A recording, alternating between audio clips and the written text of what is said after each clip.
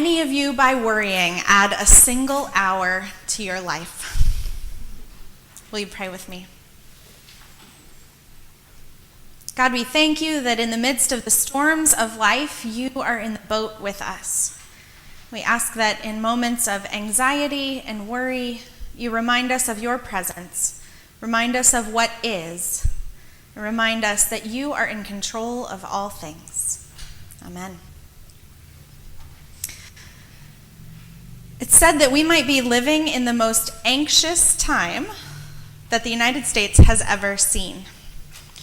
We are so preoccupied, so consumed by these questions of what if, that cases of anxiety and depression are being diagnosed earlier and earlier. They are much more present issues in our schools for our children. And even those of us who are adults are experiencing higher rates of anxiety and depression. Now, worrying can serve a purpose. Worrying focuses our attention on a present threat so that we're more able to respond to the danger that's in front of us. And that made sense for our Neanderthal brains. When we were hunting and gathering, when every moment was consumed with our own safety, we had to be concerned about immediate threats. We had to turn all of our attention to what was directly in front of us. And once that worry is no longer useful, once that threat is no longer present and we're away from the danger, then the worry and the anxiety would dissipate. Now, scientists will tell you that our brains haven't evolved that much from the time when we first stood up on two legs and were hunting and gathering.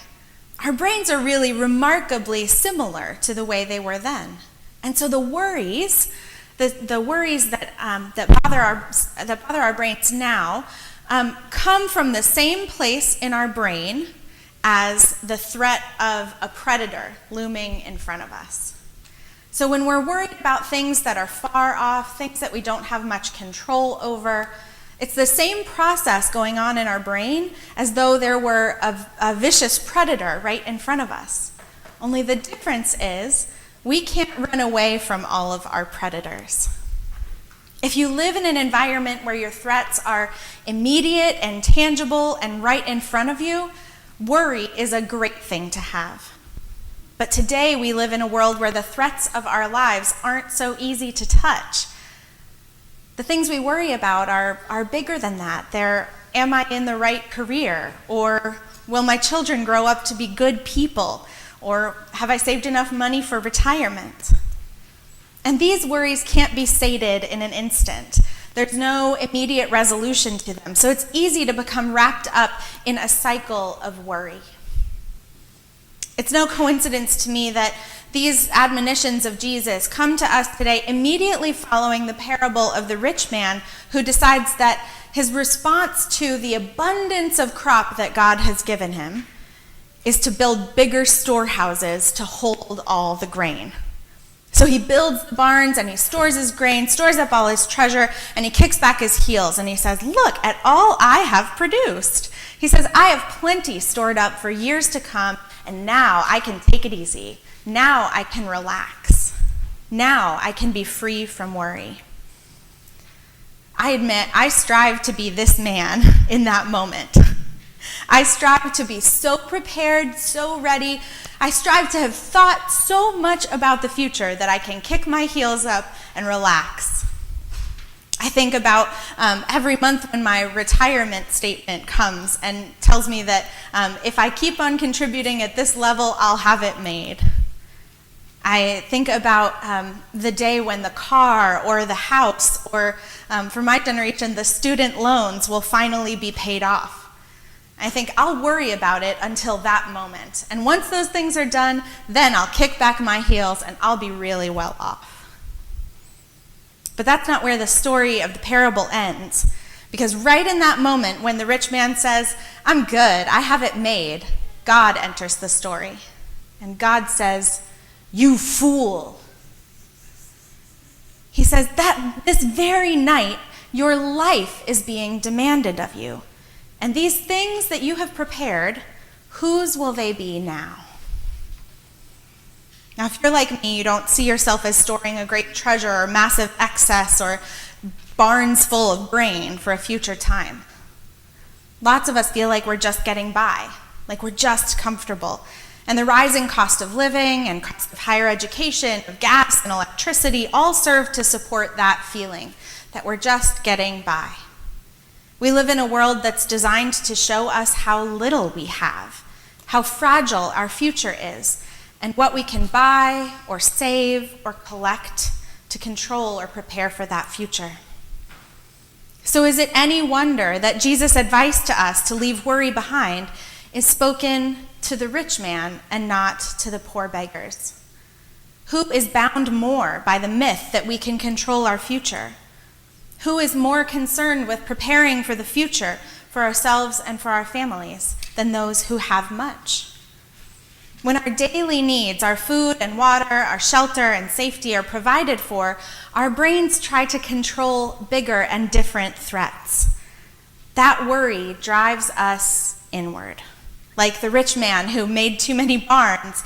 And that worry convinces us that goodness and wealth are not abundant, but are scarce. Worry keeps us from participating in all of God's goodness. Psychologists and studiers of habit would suggest that if we are stuck in cycles of worry and anxiety, we can quell those feelings by taking control in the moment. Worried about losing weight for a reunion? Focus on eating a healthy meal today, right now. Worried about retirement? Focus on what choice you can make to save money right now, today. Worried about who your children are becoming? Focus on one thing you can do today to build their character. Now, while that strategy does serve to alleviate the anxieties in our brain for a moment, it does nothing to address the root cause of worry. Because the simple fact is that we are not in control of our future. Like the man who stored up grain for years to come in his barn, we can't know what tomorrow will hold for us. And this means that there's always something more to worry about. What if a flood comes and washes all my grain away? What if thieves come in and try to steal my food? And no amount of preparation will make us secure enough not to keep worrying forever. So Jesus' advice to us is really a different path. While control might keep us from spiraling out into anxiety, Jesus reminds us that from the beginning of time, God has ordered and protected creation. Each blade of grass, each flower, each branch, each bird, God has cared for. A flower can no more control its destiny than it can control the temperature outside. A bird can no more control its future than it can control the abundance of worms and bugs it eats. And so God's creation lives day by day, meal by meal, and we are alone in the created order in suffering chronic worry. God provides, Jesus reminds us. Turn your thoughts away from your harried preparations for the future. Open your eyes to the abundance that is all around you. Clear your mind from thoughts about how much you're getting so you can see how much God is giving. Today is Umcor Sunday. It's the one day in the church year when the whole denomination comes together to fund the United Methodist Committee on Relief. Umcor is often the first in and the last out during natural disasters and humanitarian crises. And it has one of the lowest overheads of any nonprofit I've ever worked with before. Cornelia was 85 years old when Typhoon Haiyan destroyed most of her community in, excuse my pronunciation, Barangay Calugcoc in Tanuan, Philippines. Of the 20 family members who took shelter in her daughter's home, only she and 2 others survived when a tidal wave engulfed the land. Cornelia is a survivor.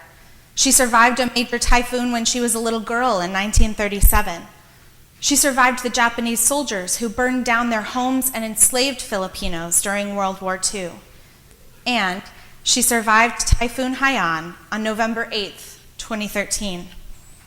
Long after the news media left, the United Methodist Committee on Relief spent years in her town working with the local community to rebuild after the typhoon. Cornelia said, "I can't use my hands to crochet anymore. I can't see well enough to thread a needle, and it is hard for me to hear, but I am still here, and I can still smile, thanks to United Methodist Committee on Relief." When Jesus tells us not to worry, he's not telling us not to care about the future or care about one another. In fact, it's just the opposite. When we clear away the cobwebs of worry and anxiety that focus us towards ourselves, we make space for compassion for God's people in distress. We make space for hope. By caring for God's people who are suffering, we play a part in creating a world where people no longer need to worry about food and clothes, safety and violence, because together we are all focused on the well-being of others. When we live out of God's abundant hope rather than out of our own worry, we plant the seeds of God's kingdom. Our text ends today with 3 more verses that we didn't read. So I want you to hear how Jesus concludes his advice to us. "Do not be afraid, little flock, for it is your Father's good pleasure to give you the kingdom. Sell your possessions and give alms. Make purses for yourselves that do not wear out, an unfailing treasure in heaven, where no thief comes near and no moth destroys. For where your treasure is, there your heart will be also." Amen.